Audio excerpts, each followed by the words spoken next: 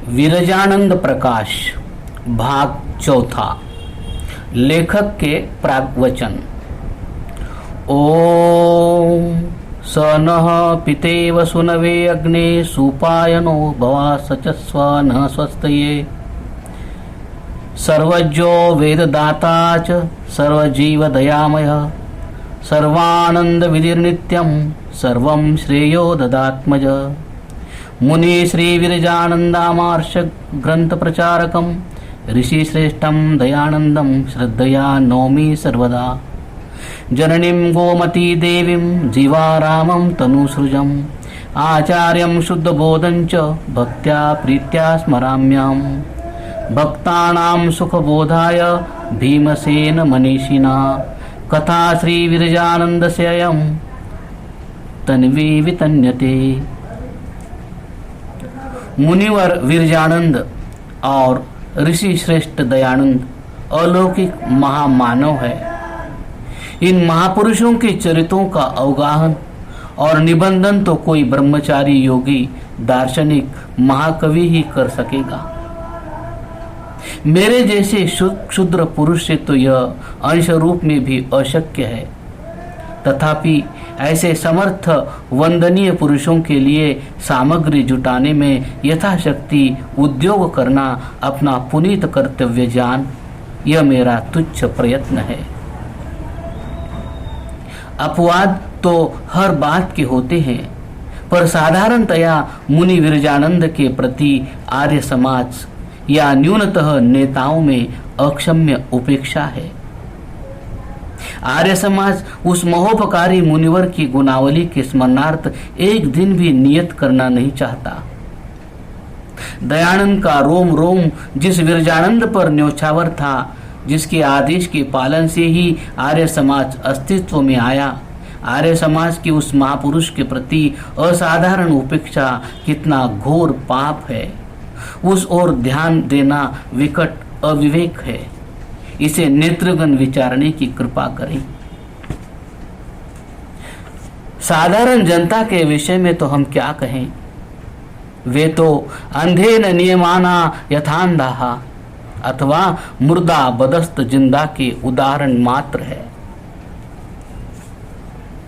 विरजानंद की जीवनी अब तो कुछ घटनाओं संबंधी दंत कथाओं का संग्रह मात्र रही है। काल निर्णय तो दूर रहा, अनेक घटनाओं का पर्व क्रम भी निश्चित नहीं था। तिथि नाम से तो केवल निर्वाण तिथि ही निश्चित रूप में ज्ञात थी। जन्म के संवत विषय में भी तीव्र मतभेद रहा है। काशी गमन, अलवर गमन, मथुरा गमन, आर्ष युग प्रवृत्ति जैसी महत्वपूर्ण घटनाओं का काल सर्वथा अविज्ञात था। अनेक महत्वपूर्ण घटनाओं के काल के विषय में घोरतर भ्रांति का साम्राज्य रहा है। यथा संवत 1893 में मथुरा गए लेखराम, संवत 1800 में तथा कुछ समय पूर्व और पश्चात अलवर में थे मुखोपाध्याय। ये भ्रांत धारणाएं जो कि मेरे हृदय में भी बद्धमूल थी, सत्य की खोज में बाधक थी। यह परम पिता की महती दया है कि अब प्रायः सारी महत्वपूर्ण घटनाओं का संवत निर्णय हो चुका है, किसी किसी का मास अथवा ऋतु भी। स्थान संकोच से इस लघु पुस्तिका में हम काल संबंधी विवेचन नहीं दे सके हैं। यह बृहद विरजानंद प्रकाश के लिए छोड़ देना पड़ा है। तथापि हम यह बता देना चाहते हैं कि किन किन घटनाओं का काल निश्चित है। जन्म संवत 1835, ख्रीस्ताब्द 1778 का अंत। गृह त्याग संवत 1848, ख्रीस्ताब्द 1791। ऋषिकेश तप संवत 1850 से 53, ख्रीस्ताब्द 1793 से 96। काशी पहुंचना संवत 1857 अर्थात ख्रीस्ताब्द 1800। काशी पंडित सभा की सदस्यता संवत 1865, ख्रीस्ताब्द 1808 से कुछ पूर्व। अलवर गमन संवत 1879 वैशाख बदी, ख्रीस्ताब्द 1822 अप्रैल का उत्तरार्ध। मथुरा गमन संवत 1902 ख्रीस्ताब्द 1845। आर्ष युग प्रवृत्ति संवत 1916 ख्रीस्ताब्द 1859।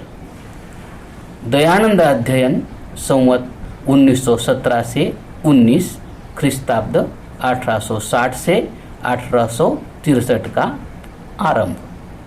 उदय प्रकाश अध्ययन आरंभ संवत 1820 या 21 ख्रीस्ताब्द 1863 या 64।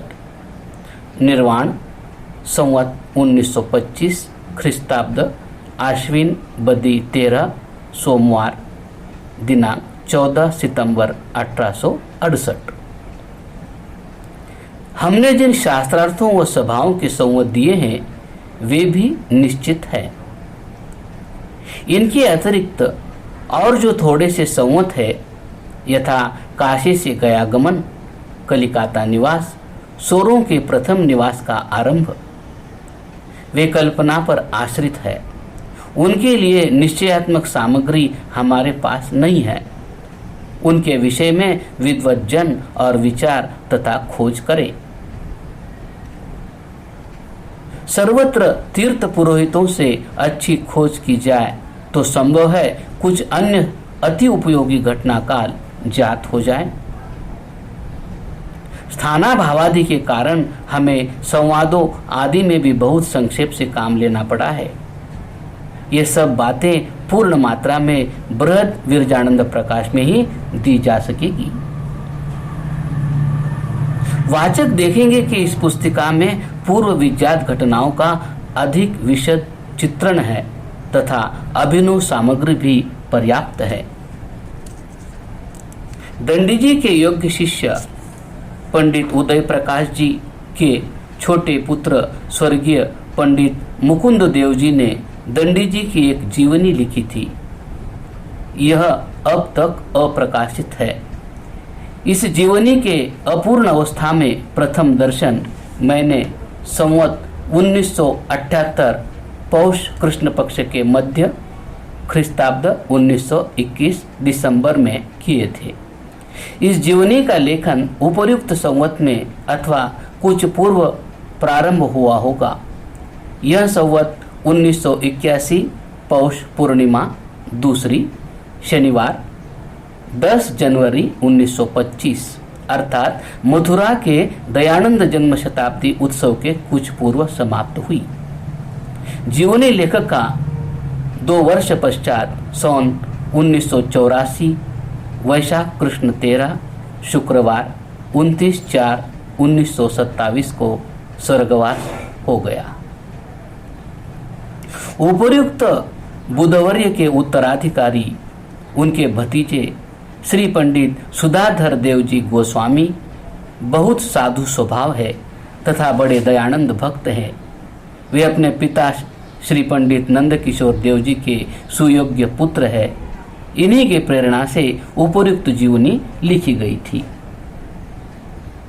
मैंने श्री गोस्वामी सुधाधर देव जी से यह जीवनी मुझे देने की प्रार्थना की। प्रसंग कठिन था। यतः कहा है, लेखनी पुस्तकम नारी परहस्तगता मता आगता यदि भाग्येन नष्टा भ्रष्टा च खंडिता तैलाद्रक्षेत जलाद्रक्षेत रक्षेत स्थितिर्बंधनात् परहस्तेन दातव्यमेतत् वदति पुस्तकम। मैं अपने बहुसंख्यक पुस्तकें दूसरों को देकर खो चुका हूँ। अतः अब मुझे दूसरों को पुस्तक देने में अति संकोच होता है। पर इन महानुभाव ने वह हस्तलेख मुझ अपरिचित व्यक्ति को देना स्वीकार कर लिया। पुस्तक अमृतसर पड़ी थी। उसे मथुरा पहुंचकर मुझ तक कोटा तक पहुंचने में 4 वर्ष लगे। इस अंतराल में यदा कदा मिलते रहने से गोस्वामी जी ने पुस्तक प्रकाशित करने का अधिकार भी मुझे देने की कृपा की। अनेक कठिनाइयों से मैं उसके प्रकाशन की व्यवस्था न कर सका। 3 वर्ष तक वह लेख मेरे पास रहा। तदनंतर श्री गोस्वामी जी की आज्ञा होने पर मैंने उन्हें वापस कर दिया।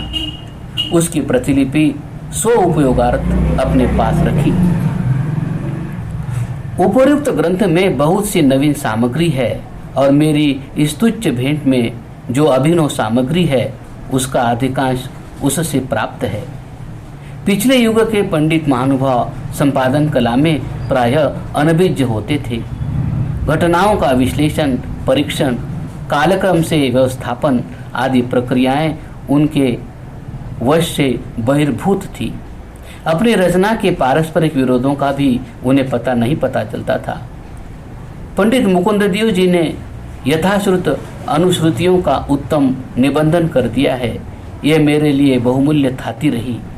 इसके लिए मैं स्वर्गीय पंडित मुकुंद देव जी तथा श्री गोस्वामी सुधाधर देव जी का अत्यंत आभारी हूँ। इस कार्य के संबंध में दूसरे स्थान पर स्मरणीय ऋषि भक्त महाशय मामराज जी है। इनके जीवन का बड़ा भाग बड़े निष्ठापूर्वक महर्षि के पत्र व्यवहार आदि के खोज में गया है। इनकी विशेष प्रेरणा से मैंने संवत 2011 में खोज के लिए अलवर, भरतपुर, मथुरा, सोरों आदि की यात्रा की थी।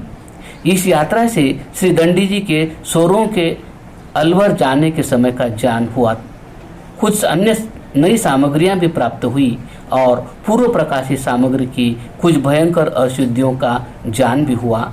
साथ ही इस यात्रा से मुझे गोस्वामी तुलसीदास जी की जन्मभूमि के यथार्थ ज्ञान में सहायक बन उपकृत किया। अलवर के महान अन्वेषक श्री पंडित रामदत्त जी से अनेक महत्वपूर्ण बातें ज्ञात हुई। वे सदा मेरे सहायार्थ सन्नद्ध रहे हैं और इस ग्रंथ की सामग्री में उनका भी महत्वपूर्ण अनुदान है। कासगंज के श्री पंडित वेदव्रत जी आयुर्वेदाचार्य से भी अनेक बातें ज्ञात हुई। मैं कासगंज में बीमार पहुंचा था। उन्होंने मेरी चिकित्सा भी की और आगे की औषध भी दी। मेरी खोज में आवश्यक परीक्षाओं का वे अब भी यथाशक्ति समाधान करने को तत्पर रहते हैं। मेरे 5 वर्ष पूर्व की यात्रा में जयपुर में रंजीत सिंह जी बड़े सहायक रहे। सर्वत्र मेरे साथ घूमते फिरे। प्रोफेसर प्रेम बहादुर जी भी अपने अलवर निवास काल में पर्याप्त प्रयत्न परायण रहे।